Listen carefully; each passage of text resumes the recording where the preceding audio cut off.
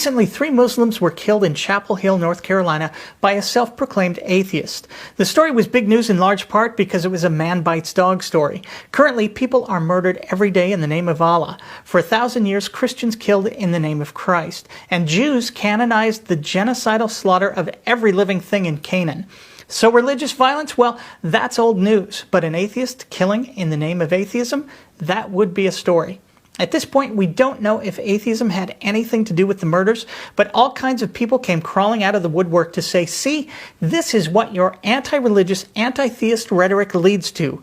Violence in the name of atheism. They chastised Dawkins, Harris, Hitchens, and Marr, calling their rhetoric hate speech, and doing the kind of mental gymnastics rarely seen, suggesting that mere opposition to religion or simply speaking out against it with passion and commitment inevitably leads to violence. Despite the fact that none of these people have even come close to calling for any kind of violence towards believers and have opposed religion explicitly because of its 3,000-year history of violence against people of other faiths or none at all. So, the critics of anti-theism will condemn atheists who publicly oppose religion even when they explicitly reject the use of violence, and they will, with or without evidence, connect such public rhetoric to any violence committed by an atheist. But when the religious embrace their holy books, in which their God himself literally orders genocide, literally orders the murder of homosexuals, literally orders the murder of people who leave the faith, literally orders the murder of adulterers, non-virgin girls, witches, Sabbath breakers, whatever,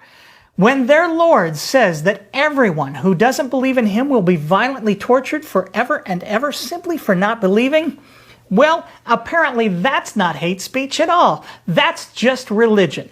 And those kinds of rhetorical flourishes have absolutely no connection at all to the 3,000 years of violence done in the name of God. Dawkins and Harris should shut up and their books should go unread.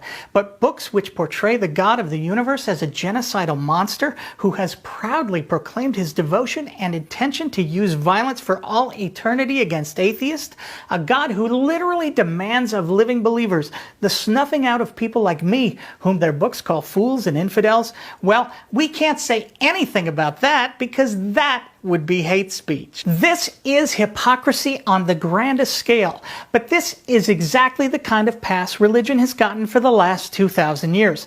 And apparently this is the kind of pass our critics would like to see continue as far as religion is concerned.